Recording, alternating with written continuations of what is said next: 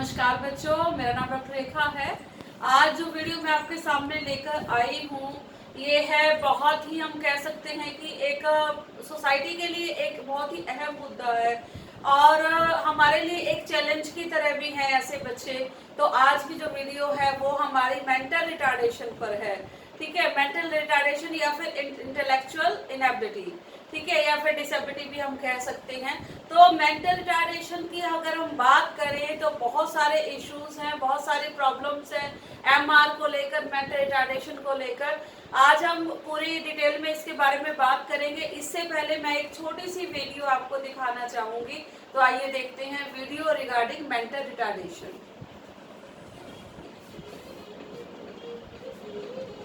Hi, welcome back. So for today, we're going to talk about MR or mental retardation. MR or mental retardation is defined as an intellectual functioning level that is well below average and significant limitations in daily living skills. The condition of having an IQ measured as below 70 to 75 and having significant delays. MR is present from childhood. The diagnostic features of MR in DSM-4 include an IQ of less than 70, an impairment in the adaptive functioning, and an onset before 18 years old. The Bailey scales of infant development may also be used. The American Psychiatric Association has two criteria: differences in intellectual functioning and in adaptive functioning. So this is the IQ classifications in psychiatric use. So there are 5 under them. So there's borderline intellectual functioning, mild MR, moderate retardation, severe MR, and profound MR. So for borderline intellectual functioning, the IQ is 71 to 84. For profound MR, the IQ is below 20 or 25.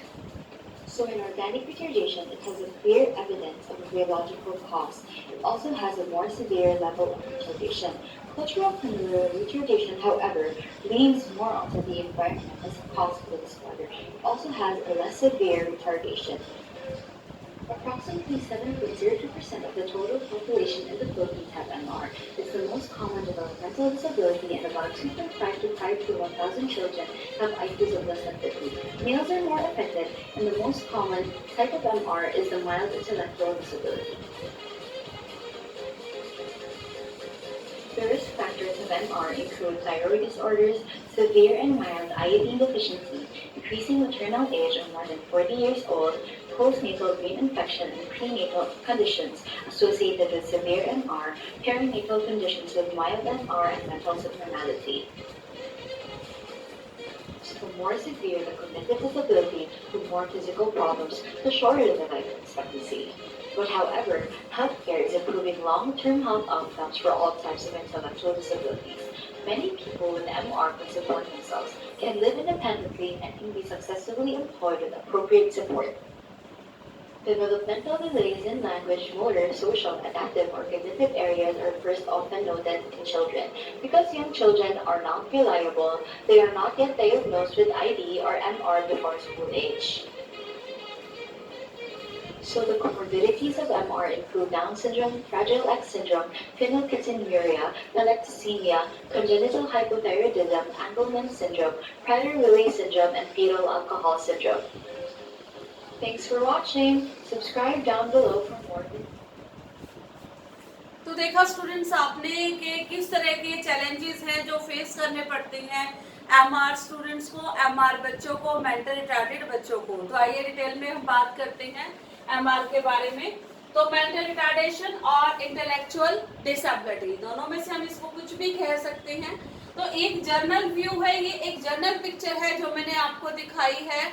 इस picture में देखिए कि generally हम किसी को देखकर हम कैसे डायग्नोज कर लेते हैं कि हमें नहीं पता कि वो एमआर है, लेकिन देखने के बाद, मतलब उस पर्सन को देखने के बाद हम कैसे जज कर लेते हैं कि हाँ इस बच्चे में कुछ ना कुछ प्रॉब्लम जरूर है।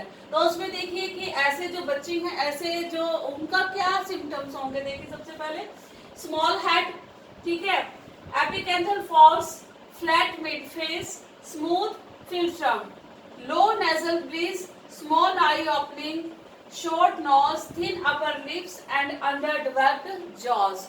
तो ऐसे बच्चों को देख के हम अंदाजा लगा लेते हैं कि ये जो बच्चे हैं ये एमआर हैं या फिर मेंटल रिटार्डेड बच्चे हैं। ठीक है, अब मीनिंग देखते हैं सबसे पहले कि what is the meaning of mental retardation. Mental retardation का मीनिंग क्या है। Intellectual disability, ID once called mental retardation, is characterized by the below average intelligence or mental ability and a lack of skill necessary for day to day living। तो इसको हम इस तरह की disability मानते हैं मेंटल रिटार्डेशन को कि जिसमें आपका इंटेलिजेंस लेवल, आपकी मेंटल एबिलिटी जो होती है वो बहुत ही कम होती है और जो डे टू डे लाइफ में आपको जो स्किल्स, जिन स्किल्स की रिक्वायरमेंट होती है वो स्किल्स भी आपकी बहुत ही कम होती हैं। Okay student, people with intellectual disability can do learn new skills. वो बहुत ऐसी बात नहीं है कि वो नई स्किल्स को सीख नहीं सकते, दे कैन लर्न, लेकिन उनकी जो स्पीड होती है वो बहुत ही ज्यादा स्लो स्पीड होती है। But they learn them to more slowly, वो बहुत ज्यादा धीरे से सीखते हैं। There are varied degrees of intellectual disability from mild to profound।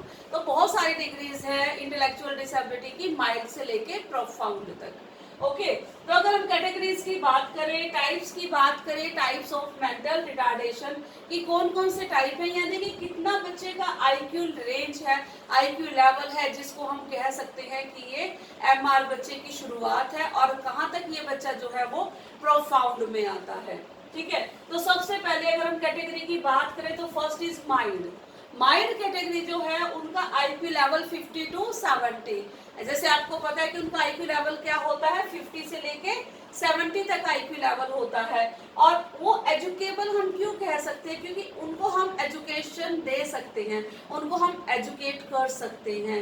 यानी कि अगर हम प्राइमरी एजुकेशन तक की बात करें तो प्राइमरी एजुकेशन तक हम उनको दे सकते हैं, हायर एजुकेशन हम ऐसे बच्चों को नहीं दे पाएंगे, उसमें उन बच्चों को दिक्कत होती है, प्रॉब्लम होती है। और यहाँ पर प्राइमरी एजुकेशन देने के लिए भी हमने बहुत सारे मॉडिफिकेशन करने पड़ेंगे, चेंजेस करने पड़ेंगे करिकुलम में, टेक्स्ट बुक्स में, सभी जगह, तब हम उनको एजुकेबल मेंटल रिटार्डेड की फॉर्म देंगे, EMRB इनको कहा जाता है।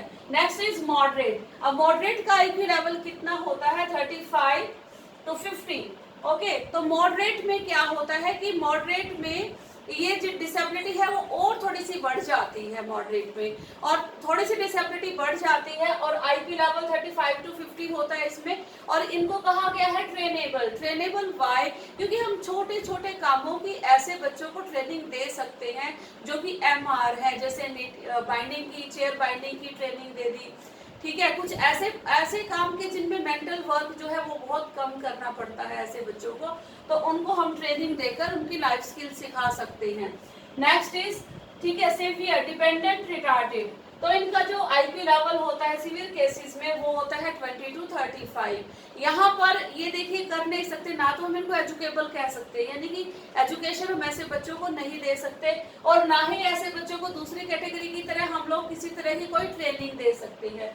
लेकिन ये है कि ये बच्चे जो होते हैं वो डिपेंडेंट होते हैं, डिपेंडेंट होते हैं दूसरे के ऊपर, यानी कि आपके अपने हर काम के लिए ये दूसरे की तरफ देखेंगे और दूसरे के ऊपर ही डिपेंडेंसी होगी ऐसे बच्चों की। उसके बाद है कि ये प्रोफाउंड।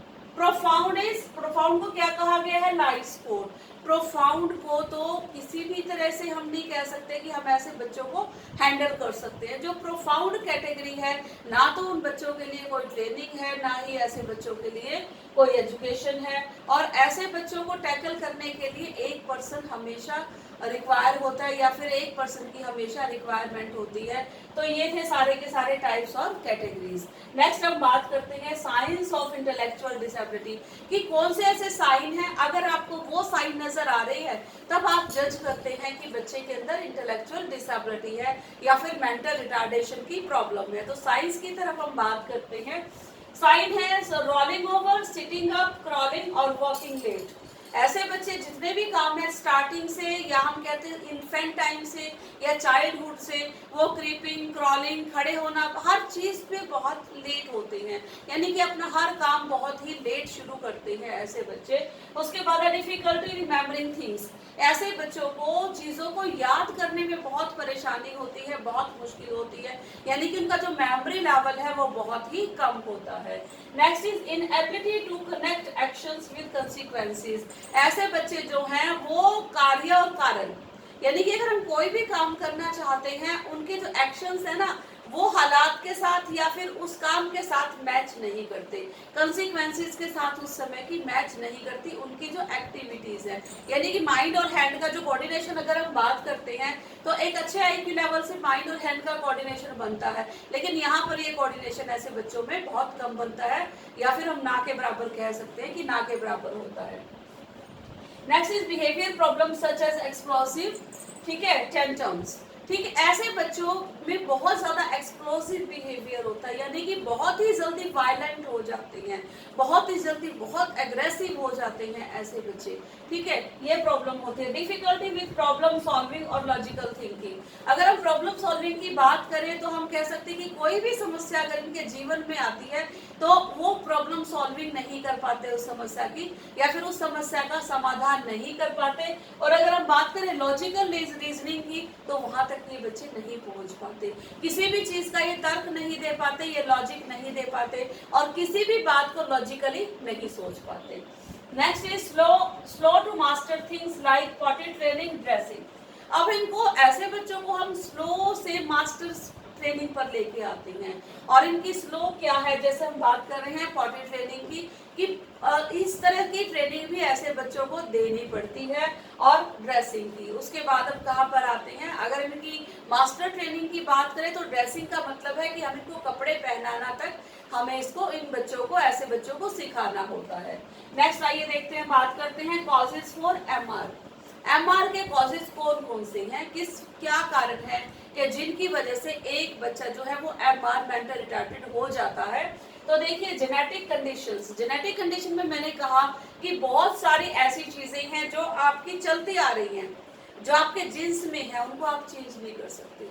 तो उन जेनेटिक कंडीशंस की वजह से भी बच्चे में ये दिक्कत आती है। फिर देखिए प्रॉब्लम्स ड्यूरिंग प्रेगनेंसी, अगर प्रेगनेंसी के दौरान मदर को कोई प्रॉब्लम हुई है, वो किसी प्रकार की बीमारी से ग्रस्त रही है, और ऐसी बीमारी से कि जिसका इफेक्ट उसके ब्रेन पर हुआ है बच्चे के, तो उस वजह से भी क्या है कि बच्चे को ये दिक्कत हो जाती है। उसके बाद प्रॉब्लम्स ड्यूरिंग चाइल्ड बर्थ, अगर बच्चे का जन्म जिस समय हुआ है और जन्म के समय बच्चे के साथ किसी भी तरह की कॉम्प्लिकेशंस आई हैं तो उसकी वजह से भी मेंटल रिटार्डेशन की प्रॉब्लम बच्चे को हो जाती है।